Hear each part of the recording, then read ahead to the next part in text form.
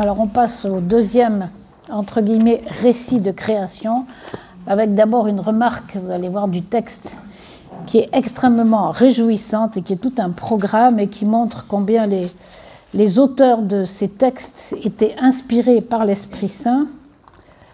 Alors je reprends à Genèse 1. Ceux qui sont au fond, est-ce que vous entendez 4b, bien? Voilà. Il faut que ça Vous entendez bien ou pas? Ça va? Bon, voilà. Ça va, merci. Alors vous remarquerez que, alors au verset 4b, oui c'est ça, comme c'est écrit ici, voilà ce qui est dit: au temps où le Seigneur Dieu fit la terre et le ciel. Et je m'arrête là parce que vous avez repéré ce matin que le premier récit de création commence comme ça: au commencement, Dieu créa le ciel et la terre. Et voici que là, on arrive au deuxième récit, et Dieu a deux noms. Il n'y a pas seulement écrit Dieu, mais il y a écrit le Seigneur Dieu. Mal traduit parce que normalement on ne dit jamais Yahvé, ça n'existe pas Yahvé dans la tradition juive ni dans la nôtre normalement. Hein. Enfin bon, c'est traduit par Yahvé. Ce qui est traduit par Yahvé, c'est entre guillemets le nom de Dieu, parce que Dieu n'a pas de nom. Le nom de Dieu qu'il a révélé à Moïse au buisson ardent. C'est un texte que vous connaissez bien. Moïse dit, moi je suis en Égypte, c'est tout un beau temps avec des noms de dieux païens. Si tu veux tuer ton voisin, alors tu n'as pas besoin de t'en occuper toi-même. Hein.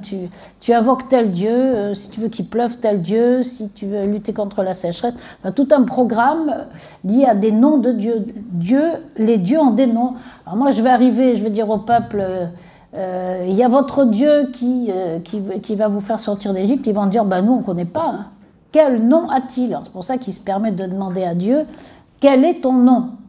Et Dieu répond par quelque chose qui n'est pas un nom, qui veut dire je suis l'Éternel, je serai toujours avec vous, voilà, c'est-à-dire je serai qui je serai, qui a été très maladroitement vocalisé par qui? Par la Bible de Jérusalem et peut-être d'autres avant, parce que normalement c'est un nom imprononçable. Si je vous écris YHWH et que je vous dis prononcer, vous direz je peux pas. Eh bien vous avez raison, parce que le but c'était de ne pas prononcer le nom de Dieu. Donc Jéhovah, Yahvé, tout ça c'est à rayer de la carte. Benoît XVI l'a dit et redit, hein, que quand la Bible a été, c'est une petite parenthèse, mais quand même quand la Bible a été traduite donc par les rabbins déjà d'hébreu en grec, là où ils ont vu ce fameux YHWH, ils ont traduit par Kyrios, que vous connaissez parce que Kyrie eleison, ça veut dire Seigneur. Quand ensuite Saint Jérôme a pris l'hébreu et un petit peu le grec aussi pour le mettre en latin, il a traduit par Dominus, ce qui veut dire aussi Seigneur. Et voilà qu'au XXe siècle, il y en a qui ont mis des voyelles pour prononcer ce nom. On ne prononce pas, on dit le Seigneur. D'ailleurs, dans la nouvelle traduction, enfin qui n'est plus si nouvelle que ça, mais dans la traduction liturgique, il y a écrit le Seigneur Dieu. Voilà. Donc ici aussi très certainement, oui c'est la traduction liturgique que vous avez ici. Voilà. Donc ça c'est pas du tout un aparté que je fais, c'est simplement pour vous dire que ce nom de Dieu qu'on traduit toujours par Seigneur ou Adonai ou l'Éternel, ça renvoie toujours au Dieu qui fait miséricorde, au Dieu qui pardonne. Pourquoi ? Parce qu'au moment où Moïse a demandé à Dieu quel est ton nom, Dieu était en train de faire miséricorde au peuple, de le sauver en le faisant sortir d'Égypte. Donc chaque fois que vous avez Yahvé dans vos Bibles, ou le Seigneur, ça veut dire Dieu sauveur, c'est très précis. Alors vous comprenez là, moi je trouve ça absolument génial, c'est que l'auteur de ce deuxième récit, avant même de nous parler du péché originel, il dit vous inquiétez pas, Dieu il n'est pas seulement créateur, mais il est aussi sauveur. D'où les deux noms. Les deux noms annoncent déjà qu'on sera sauvé du péché. Et quand vous lisez le psaume 51, le psaume de David de pénitence, avant de parler de son péché, 3 fois il invoque la pitié, la miséricorde et la tendresse de Dieu. Et ensuite seulement, il avoue son péché. Ce qui est premier, c'est toujours Dieu qui fait miséricorde. Et c'est pour ça que l'auteur ici s'est dit, je mets en premier le Dieu de miséricorde et à côté le nom de Dieu qui était déjà au premier récit. Parce que le premier récit de création, il n'est pas question de péché. Pas de péché égale pas de miséricorde. Il n'est pas question de gens qui se sont perdus, donc on n'a pas besoin de sauveur quand on n'est pas perdu.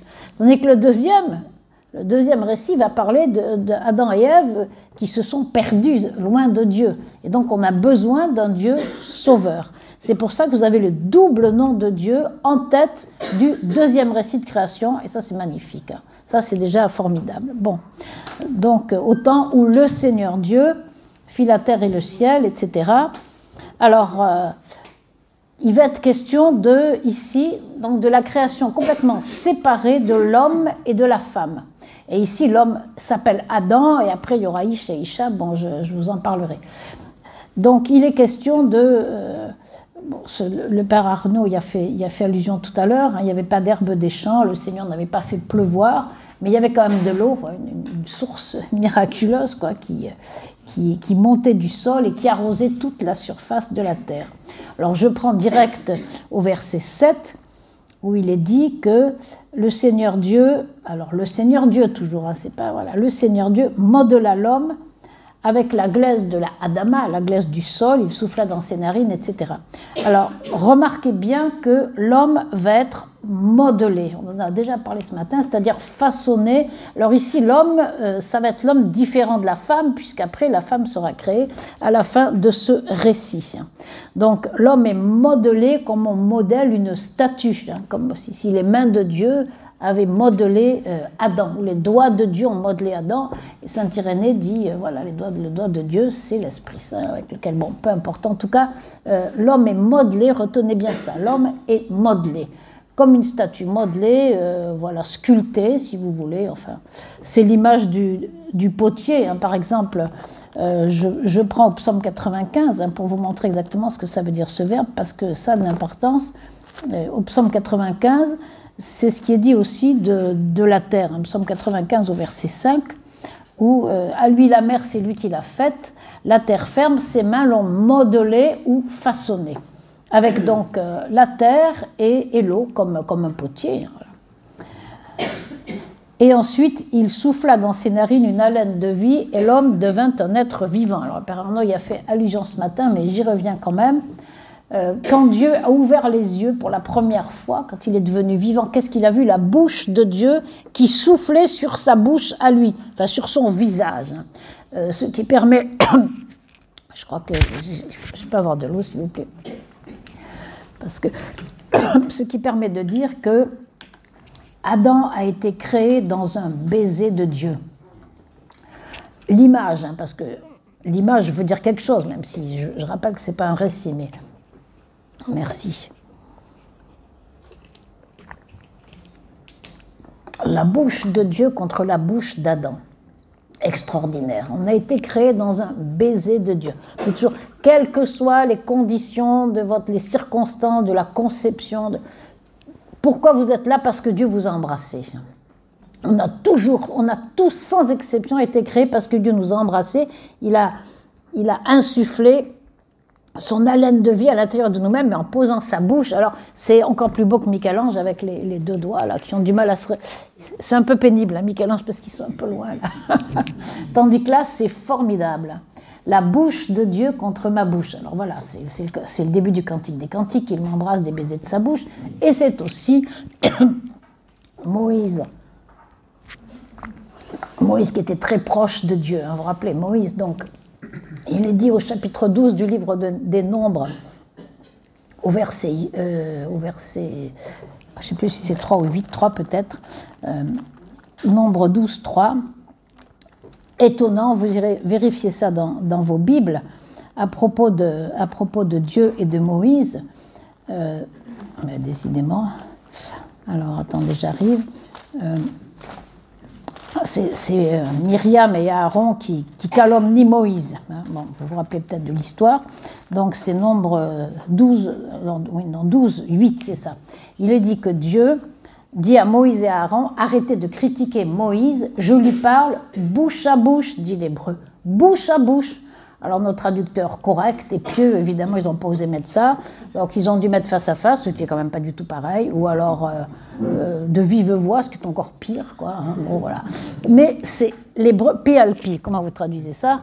Bouche à bouche, voilà. Bon, très bien. Donc vous voyez, et pourquoi Moïse a retrouvé quelque chose de l'intimité du Dieu créateur? Le même chapitre nous l'explique. Alors c'est 12, 3. Nombre 12, 3, Moïse était un homme très humble, l'homme le plus humble que la terre ait porté. L'humilité nous fait retrouver la bouche de Dieu, cette bouche créatrice, voyez. Hein. Et alors, encore plus beau, ça c'est une traduction des rabbins, mais qui est très mot à mot par rapport à l'hébreu, quand Moïse est mort, ça c'est raconté au chapitre 32 du livre du Deutéronome au verset 5, alors pareil, je suis désolée pour les traducteurs, mais il est écrit, c'est là que mourut Moïse, al pi Adonai, frère Arnaud, ça veut dire sur la bouche de Dieu. Conclusion, Moïse est mort dans un baiser de Dieu. Et qu'est-ce que c'est que la mort? Ben, c'est Dieu qui nous a embrassés à notre conception et qui vient aussi nous embrasser pour qu'on le rejoigne dans l'intimité, dans l'éternité glorieuse. D'un baiser de Dieu à un baiser de Dieu. Moïse est mort sur la bouche de Dieu, nous dit le texte. Traducteur, sur l'ordre de Dieu. Oh, c'est ça. Ben oui, je suis désolée. Hein. Il y a écrit sur la bouche de Dieu. Et Rachid n'a pas raté ça, le grand commentateur de Troyes. Voilà, juif, a vraiment fait beaucoup de textes pour expliquer que Moïse était mort dans un baiser de Dieu. Alors vous voyez, c'est ça. Et Adam a été créé dans un baiser de Dieu. Et après, on désire retrouver la bouche créatrice de Dieu, bien entendu, tous les désirs des psaumes, c'est ça. Voilà le premier vis-à-vis entre Adam et Dieu, une très très grande proximité, une proximité amoureuse. C'est le langage amoureux. Et ensuite, donc voilà pour Adam. Hein, et il est dit que toujours le Seigneur Dieu, hein, dans le deuxième récit, on a besoin de la miséricorde et du salut, que le Seigneur Dieu planta un jardin en Éden à l'Orient. Alors, Éden, ça veut dire délice en hébreu. Éden, c'est délice, c'est ce qu'il y a de meilleur, quoi. Donc, le Seigneur a installé Adam dans un lieu, bon, nous on appelle ça paradisiaque, un pardès, ça veut dire aussi jardin royal, etc. Bon, en hébreu moderne, ils ont traduit ça par un verger. Un verger d'agrumes, c'est un pardès. Voilà. Donc le paradis, l'Éden, ça veut vraiment dire un lieu de délice. Ça veut dire qu'on a été créé pour quoi? Pour être heureux. Ça nous révèle ça. On a été créé pour être heureux, pour jouir d'un paradis de délices. C'est la raison pour laquelle Dieu nous a créés. Et sans arrêt dans la Bible, vous avez des béatitudes. Sans arrêt de la Genèse à l'Apocalypse. La première béatitude, c'est Léa quand elle met au monde son fils Asher. Et elle dit, elle chante un premier magnificat, que je suis heureuse car le Seigneur m'a donné un fils. Voilà. Mais bienheureuse suis-je. Voilà. Et ensuite partout. Dieu nous a créés, c'est tout le temps. Je vous donne ces commandements, pourquoi? Pour votre bonheur. Voilà. Je vous installe là, pourquoi? Pour votre bonheur. Et le sommet, c'est les béatitudes. Bienheureux êtes-vous si. C'est pas pour qu'on en bave, c'est exactement le contraire, c'est pour qu'on soit heureux. Il y a des gens qui s'imaginent encore que Dieu nous a créés pour qu'on en bave. Plus on est malheureux, plus il est content. Ça, c'est le contresens, mais alors total. Simplement, c'est un contresens qui est dû à l'expérience, parce qu'il arrive que plus on est malheureux, plus on goûte la présence de Dieu dans nos vies. Ça ne vient pas du malheur, ça vient de l'immense tendresse de Dieu, d'accord? Alors on amalgame un peu les deux et on se dit, c'est ce qui est vrai, à l'occasion d'un événement extrêmement triste, Dieu m'a visité. Donc Dieu m'a envoyé tel événement triste. Il faut faire attention quand on dit ça, vous voyez, parce que même si la Bible le dit avec les fameux raccourcis bibliques, Dieu ne tue pas, Dieu ne rend pas malheureux, aucun mal ne peut venir de Dieu. Mais par contre, il utilise abondamment le mal pour venir nous visiter, nous consoler, nous relever. D'où parfois une certaine confusion dans le langage. Voilà. Dieu envoie les épreuves, Dieu nous visite à travers les épreuves. Bon, enfin, c'est pas le sujet, mais c'est pour dire que, voyez Adam dans ce jardin, un jardin de délices. C'est pas seulement un beau jardin, un jardin de délices, et en plus à l'Orient. Alors ça, c'est très beau l'Orient, parce que l'Orient, bon, c'est le soleil levant, hein. D'ailleurs, c'est très curieux parce que dans le langage actuel, pour dire que les gens sont complètement paumés, on dit qu'ils sont à l'ouest. Eh bien, c'est parfait. C'est parfait parce que c'est ça, l'ouest, c'est le contraire de l'est. Et l'est, c'est l'Orient, c'est le soleil qui se lève, c'est Dieu dans nos vies, qui vient nous visiter.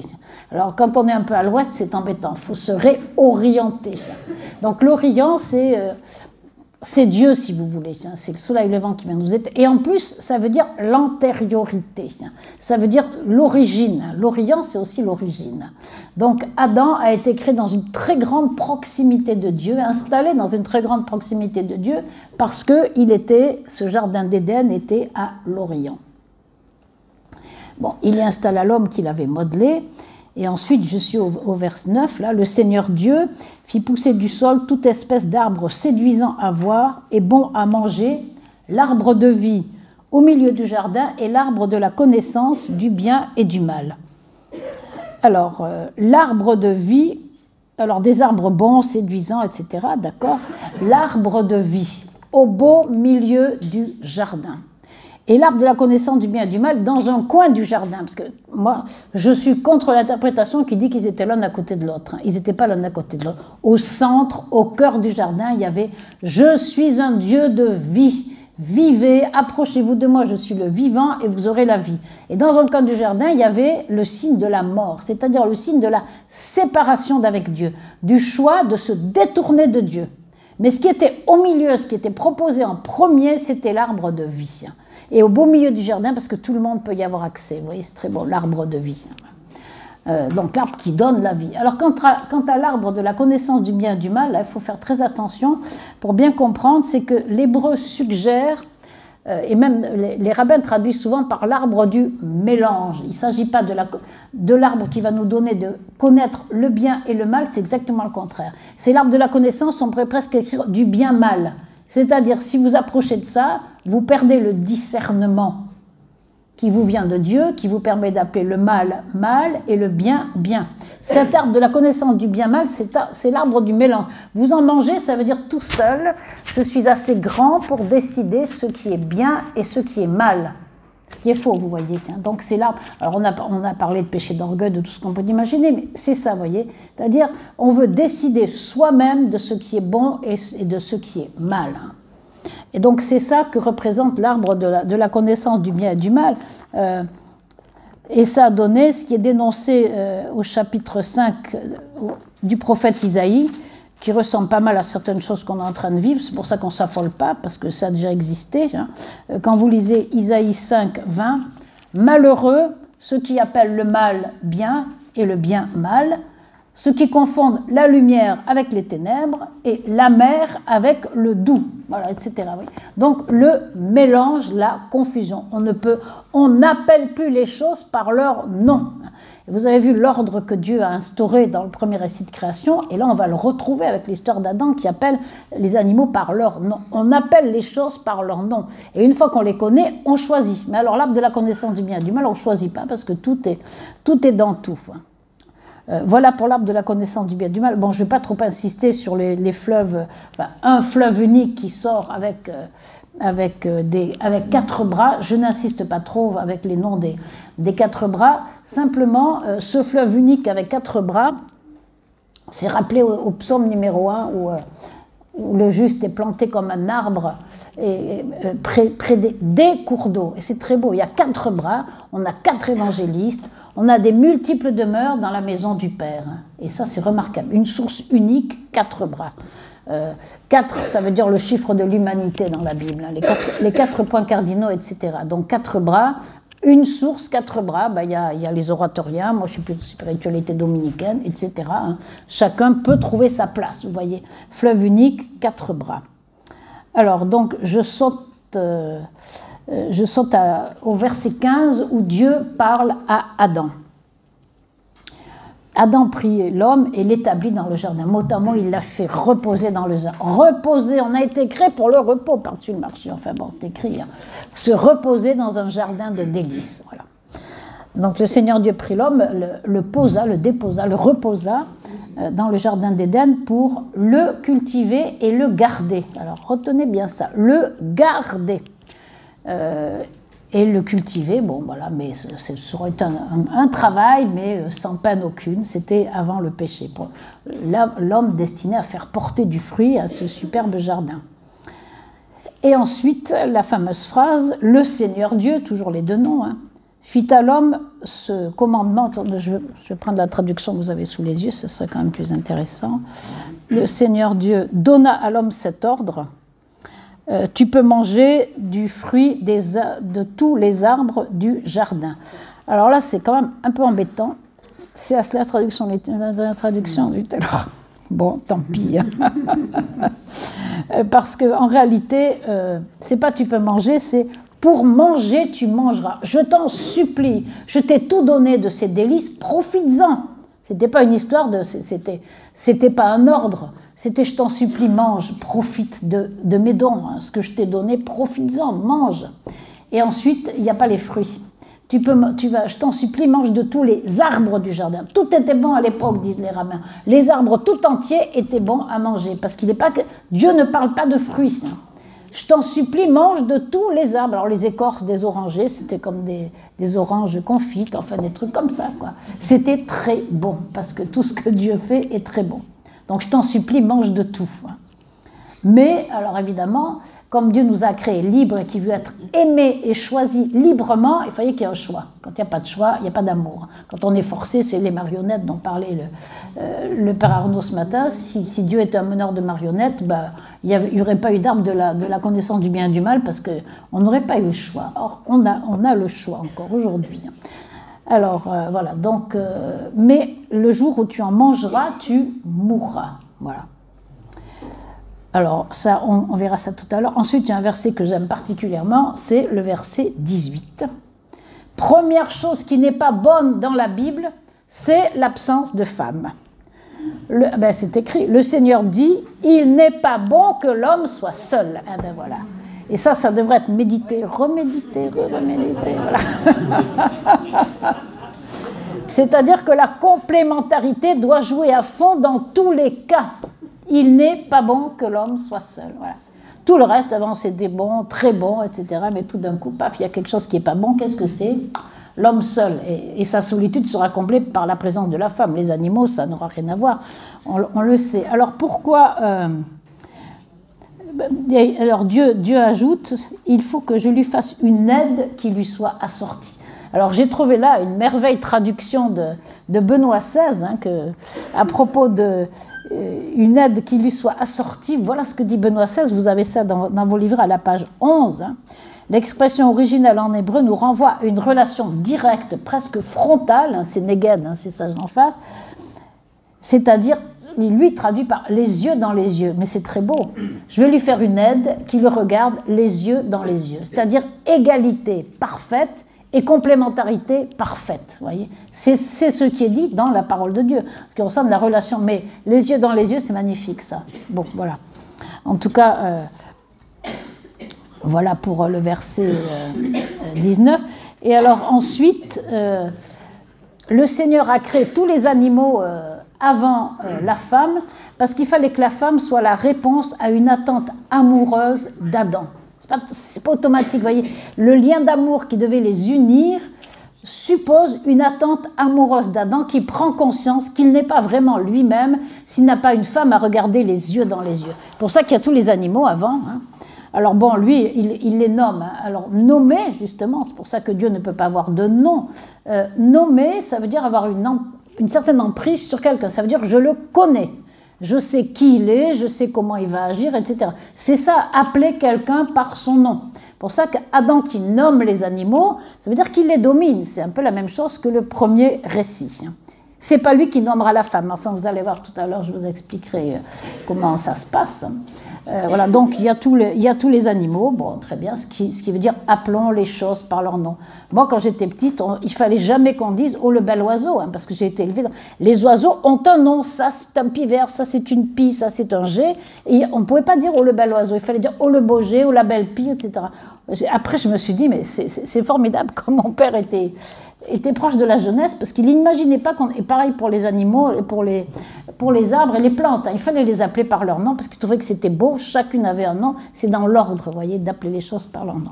Bon, mais il a beau appeler les animaux par leur nom, il est dit bien entendu qu'il n'en a pas trouvé un qui les regarde, enfin qui soit face à face avec lui, ou qui puisse être une aide ou un secours, bon, comme on a vu tout à l'heure pour Ève. Alors là, il y a le fameux verset 21, on a dit tout et son contraire, je vais essayer de le commenter. Alors le Seigneur Dieu fit tomber une torpeur sur l'homme qui s'endormit.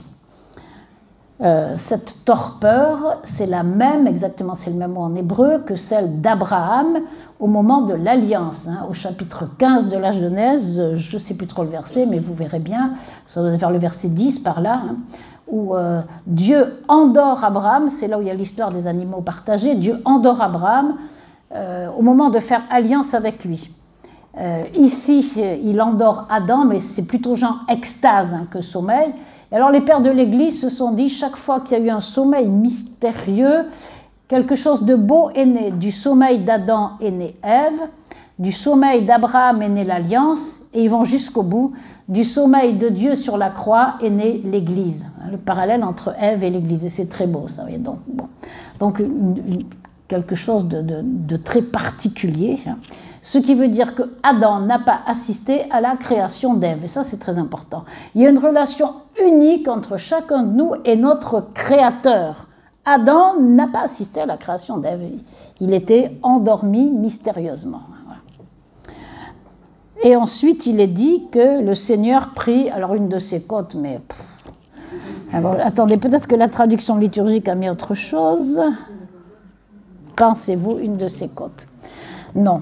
Ève a été créée à partir du côté d'Adam, parce qu'en hébreu, côté, c'est le même mot, et côté cœur, évidemment.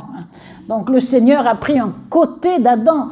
Et alors justement, les rabbins font le rapport entre le côté d'Adam et la création d'Ève, qui est comme un autre côté, pour parler des deux côtés de l'arche d'alliance, au milieu desquels repose la présence de Dieu. Adam et Ève, tous les deux, c'est comme s'ils faisaient descendre Dieu sur terre, l'homme et la femme, l'amour entre l'homme et la femme. Ils sont chacun des deux un côté de l'arche d'alliance. C'est le même mot en hébreu que le mot côte. Alors côte, côtelette, et en avant, et tout le monde rit.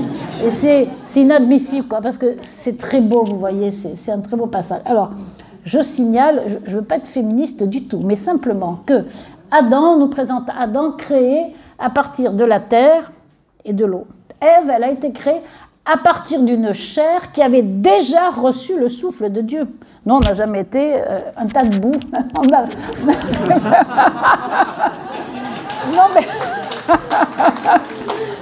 Non, mais quand on lit le texte, c'est ça, parce que nous, on a été créés à partir du côté d'Adam, mais le côté d'Adam avait déjà reçu le souffle de Dieu. Donc c'est pour ça qu'il y a une spiritualité de la femme très particulière, un lien avec le Dieu de vie, le Dieu créateur. Enfin bon, je n'entre pas dans le détail. Moi, ça m'a réjoui quand j'ai découvert ça. Bon, et alors attendez, c'est pas fini, parce qu'avec le côté qu'il avait pris d'Adam, il est dit que le Seigneur, non pas a modelé une femme, mais la femme est construite. Non, c'est pas façonnée ni modelée, c'est construite pour être habitée.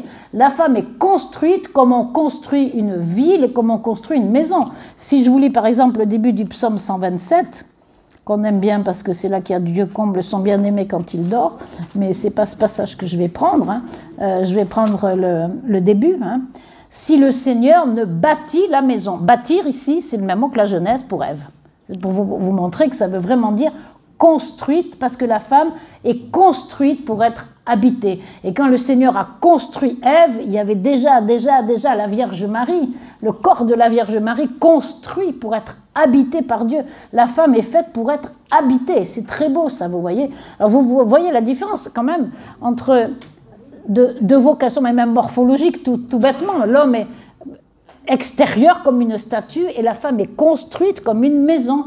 C'est pas du tout la même chose. Même s'ils sont égaux, même s'ils se regardent les yeux dans les yeux, il y a une magnifique complémentarité. Et quand la complémentarité joue, Dieu est là. Il n'y a rien de plus beau qu'un mariage chrétien, quoi. Alors, les Juifs, ils disent, les mariages, c'est toujours un mariage à trois. C'est-à-dire, s'il n'y a pas Dieu au milieu, ben ça ne marche pas. Bon, moi je dis, c'est voilà, la présence de Dieu. C'est déjà ici, vous voyez. Donc Dieu construisit une femme, et là vous avez le nom de Isha, c'est-à-dire, ça veut dire la femme. Hein, mais ce n'est pas Adam qui prononce ce nom pour la première fois. Quand on dit, il a nommé les animaux, et après il nomme la femme. Mais non, c'est Dieu qui dit déjà que c'est une Isha. Alors, Isha, ça veut dire femme, et Ish, ça veut dire homme. Et là, on voit bien, justement, la complémentarité entre les deux. Je n'ai pas du tout le temps de faire... Il y a un midrash, vous le connaissez, absolument magnifique, mais bon, ça sera pour une autre fois, pour montrer la complémentarité entre les deux. Donc, le Seigneur Dieu construisit une Isha, une femme, et qu'elle amena à l'homme qui est Ish à ce moment-là. Alors, celui-ci s'écria... ça y est, j'y suis plus, c'est l'os de mes os, la chair de ma chair, il se reconnaît, hein, il se reconnaît. Après, il est dit, c'est pourquoi l'homme quitte son père et sa mère. Alors une fois, quelqu'un m'a dit, ben, Adam, il n'avait pas grand monde à quitter. Oui, d'accord. C'est un prototype, quoi. Ça veut dire que, voilà. Et d'ailleurs, dans la Bible, on voit que quand on quitte, on est toujours récompensé par le Seigneur, voir Abraham, etc. Bon, ensuite, je poursuis. Ils deviennent une seule chair. Une seule chair, ça veut dire un seul esprit. Ça ne veut pas dire seulement l'union charnelle. C'est toute la communion qui peut exister dans un couple. Une seule chair. C'est beaucoup plus voilà, que simplement l'union charnelle. C'est toute la communion à l'intérieur du couple. Verset 25, ils étaient nus et ils n'avaient pas honte l'un devant l'autre. Alors, ils étaient nus dans la mesure où ils n'avaient pas de vêtements, hein, comme nous pouvons en avoir maintenant, mais en réalité, quand on réfléchit bien, ils n'étaient pas si nus que ça, comme disent les pères de l'Église et les rabbins aussi d'ailleurs. Adam et Ève ont été créés à l'image et à la ressemblance de Dieu, dont le psaume 104 nous dit qu'il est drapé de lumière comme d'un manteau. Donc, ils étaient revêtus d'un habit de lumière, ils reflétaient la gloire de Dieu. Alors, c'était une nudité sans être une nudité, d'accord? Ils reflétaient la gloire de Dieu. Je vous lirai un texte tout à l'heure, je ne me rappelle plus j'ai jusqu'à 30. Oh, voilà, quelle catastrophe. Bon, il faut que je me dépêche, pardon, je me dépêche. Bon, voilà. Alors, vite, je passe au 3e chapitre avec l'histoire du péché originel qui est très très simple à expliquer. Donc vous avez le serpent était le plus rusé de tous les animaux des champs que le Seigneur Dieu avait fait. Il dit à la femme, premièrement, qu'est-ce que vous constatez? Désordre. C'est un animal des champs, il rentre dans un jardin. On se dit, ça commence mal. Adam, qui aurait dû garder le jardin, n'est pas là. Et le serpent entre dans le jardin, il parle à la femme, et quand vous voyez comment c'est décliné, tous les sens de la femme sont atteints par le péché. À cause de quoi? Du mensonge de Satan, qui dit, Dieu a dit, vous ne mangerez pas de tous les arbres du jardin, mais c'est le contraire, Dieu a dit, je vous en supplie, mangez de tout sauf un. Donc Satan ment sur l'amour de Dieu, Ève répond sur le même ton. Donc elle était reine, elle a été créée reine, et petit à petit elle va se transformer en esclave, elle va écouter ce que dit le serpent, elle va entrer dans son mensonge, et finalement, elle va obéir à ce que le serpent lui a dit. Qu'est-ce que c'est que le péché? C'est ce qui nous transforme de roi en esclave, ou de reine en esclave. C'est-à-dire qu'au lieu de dominer, elle s'est laissée dominer. Et c'est pour ça que c'est mauvais le péché, ce n'est pas une leçon de morale, c'est que vous avez été créé roi et reine, et tout d'un coup vous devenez esclave, vous vous laissez dominer par la tentation, etc. Vous voyez? Résister, c'est la liberté que le Seigneur nous rend avec le baptême, puisqu'on est roi avec le baptême. On retrouve la royauté avec le baptême. Bon, voilà. Donc, voilà, le péché, ça a été ça. Hein. Elle se laissait dominer au lieu de dominer. Alors, je suis au verset 6. Hein, la femme vit que l'arbre était bon à manger et séduisant à voir. Vous voyez déjà le discernement complètement capoute, parce qu'elle voit bon quelque chose qui est mauvais. Hein. Elle voit que c'est bon à manger et séduisant à voir, alors complètement trompée par ses yeux, comme elle a été trompée par ses oreilles, comme elle a répondu là où elle n'aurait pas dû répondre, et elle vit que cet arbre était désirable pour acquérir le discernement. Mensonge, des mensonges, des mensonges. C'est le contraire, cet arbre c'était pour justement noyer, enfin aveugler le discernement. Ce n'est pas la connaissance du bien et du mal, parce que je rappelle que Dieu veut être connu, ça c'est très important. Jésus est venu uniquement pour ça, hein, pour nous dire qui était Dieu, pour répondre aux mensonges de Satan en nous disant réellement qui était Dieu. Dieu veut qu'on le connaisse. La vie éternelle, c'est qu'il te connaisse dans Saint Jean. Hein. Donc c'est pas l'arbre de la connaissance du bien et du mal, c'est pas que Dieu ne veut pas être connu, c'est exactement le contraire. Dieu veut être connu, d'accord, hein. Donc voilà, le mensonge qui s'installe, l'esclavage, etc. Et du coup, Adam et Ève, ils se regardent et là, ils se voient vraiment nus. Pourquoi ils sont nus? Parce qu'ils sont dépouillés de la gloire de Dieu. Ils ont rejeté ce manteau de gloire, hein, dont par exemple saint Éphrem nous dit ils n'avaient pas honte à cause de la gloire dont ils étaient vêtus, ça c'est au début. Quand ils violèrent le commandement, cette gloire leur fut enlevée, alors ils eurent honte. Ou encore, ça c'est les Juifs, Adam et Ève étaient en fait revêtus au paradis d'un vêtement de gloire. Et après, ils ont rejeté ce vêtement et ils se sont trouvés nus. Alors, je passe au très très beau verset 8 où Dieu, finalement, n'accomplit pas ce qu'il avait dit. Adam et Ève ont mangé. Dieu ne s'est pas précipité pour dire « bien fait pour vous, vous avez mangé, vous allez mourir immédiatement ». Ils ne sont pas morts, il y a un temps qui s'est passé, ils ont eu le temps de s'unir, d'avoir des enfants, etc. L'infinie patience de Dieu, qui ne châtie pas comme il l'avait dit. Voilà. Et donc, non seulement il ne châtie pas, mais il vient les chercher. Il vient les chercher dans le jardin. Ils entendirent les pas du Seigneur Dieu, enfin la voix du Seigneur Dieu qui allait et venait dans le jardin au souffle du jour. Et l'homme et sa femme se cachèrent. Alors ils ont aggravé leur cas parce que se cacher, ça veut dire qu'ils se mettent à avoir peur de Dieu. Et Dieu les appelle et il ne dit pas « Adam, où es-tu » C'est autre chose. Vous irez voir, c'est une exclamation exactement la même que celle du premier mot du livre des Lamentations. C'est très difficile à traduire. C'est peut-être « Adam, mais comment vous en êtes arrivé là? C'est pas possible, mais qu'est-ce qui s'est passé ?» C'est plutôt ça, vous voyez, que « Où es-tu » C'est autre chose que « Où es-tu » Alors moi, je vous invite à relire, parce que c'est absolument remarquable, ou à lire une méditation du pape François à Yad Vashem sur la Shoah le 26 mai 2014. Il commence comme ça, mais Adam, mais qu'est-ce qui s'est... Alors il dit « Où es-tu » Mais après, mais comment as-tu pu en arriver là, tu vois? C'est pas moi qui ai créé tout ça, c'est pas moi qui ai créé la haine en toi, qui ai créé enfin la haine en tout cas, l'orgueil, le désir de te détourner de moi. Et c'est une exclamation, c'est comme si Dieu se lamentait sur le mal. Hein, voilà. Donc c'est pas où es-tu, c'est, je sais pas comment on traduit. Moi je traduirais, comment as-tu pu en arriver là avec ce que je t'avais donné, vous voyez, parce que Dieu lui avait tout donné. Alors, je passe et je passe. Et à propos du verset 15, qui est tout à fait remarquable, qu'on appelle le premier évangile où Dieu annonce à Satan « Je mettrai une hostilité entre toi et la femme, entre ton lignage et le sien, il t'atteindra la tête et tu l'atteindras au talon. » Alors voyez ça, c'est une annonce de la victoire, de la descendance de la femme sur Satan, parce que Satan, qu'est-ce qu'il peut? Il nous atteint au talon, il peut ralentir notre marche. Mais la descendance de la femme, de la nouvelle Ève, de Marie, elle va l'atteindre à la tête. Quand on est atteint à la tête, c'est quand même beaucoup plus grave que d'être atteint au talon. C'est pour ça que toutes les statues de la Vierge qui est en train d'écraser Satan, qui était en train d'écraser le serpent, ça vient de là. Premier évangile, première bonne nouvelle concernant la victoire du bien sur le mal.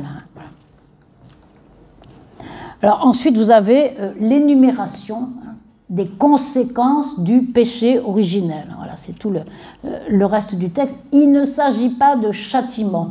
Dans la Bible, Dieu ne châtie pas. Il permet qu'on porte les conséquences du péché. Adam et Ève se sont coupés du Dieu de vie, ils vont vers la mort. C'est la conséquence du fait de s'être coupés de la vie. C'est pas ce qu'on appelle aujourd'hui un châtiment. Parce que s'il y avait un châtiment, aussitôt mangé, il serait tombé raide mort immédiatement. Vous voyez, il y a la pédagogie de Dieu qui dit voilà les conséquences de votre péché. Alors je ne lis pas parce que vous les connaissez. Hein. C'est tout. Enfin voilà, bon, je passe direct au verset 20. Où vous avez, ça c'est remarquable, Adam. Au lieu de se lamenter et de pleurer, après tout ce qui s'est passé, il appelle sa femme Raya, ça veut dire la vivante. C'est extraordinaire.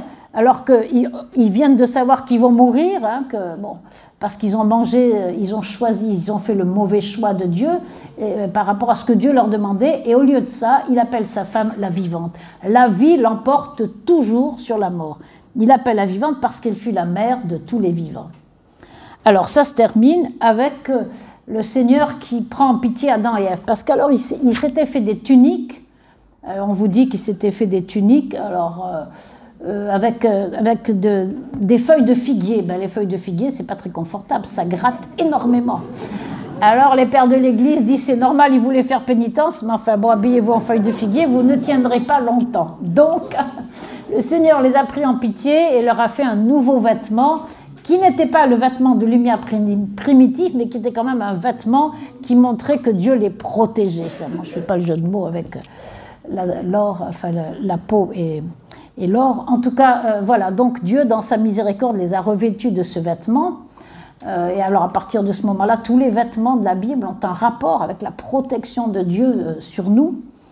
Donc il leur a fait on nous dit des tuniques de peau, il les a vêtis. Et ensuite, alors ça c'est, ouais, j'ai 2 minutes pour ça, Dieu dit, ben voilà, l'homme est devenu comme nous pour connaître le bien et le mal, il ne faut pas qu'il vive tout le temps, parce que sinon ce serait la catastrophe. Alors là on est paumé. Hein, simplement, ça veut dire que logiquement, ils ne devaient pas mourir sur cette terre. Ils ont mangé de l'arbre de la connaissance du bien et du mal. S'ils s'imaginent qu'ils vont avoir la vie en touchant l'arbre de vie, ça veut dire qu'ils sont condamnés à vivre éternellement dans le péché dans lequel ils se sont installés. Pour que la situation dans laquelle ils se sont installés soit renouvelée, il faut qu'il y ait une fin pour qu'il y ait un nouveau commencement, d'accord ? Il faut qu'il y ait la mort pour qu'on renaisse à la vie. Voilà ce que ça veut dire, hein. Ça ne veut pas dire que Dieu ne veut pas qu'on vive, enfin, vous voyez, qu'on vive éternellement. Hein. C'est simplement l'idée que, voilà, il faut terminer la situation dans laquelle ils sont pour qu'ils vivent un nouveau commencement, une nouvelle vie, un renouveau.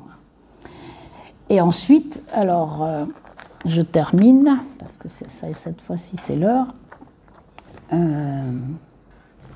J'arrive. Hein.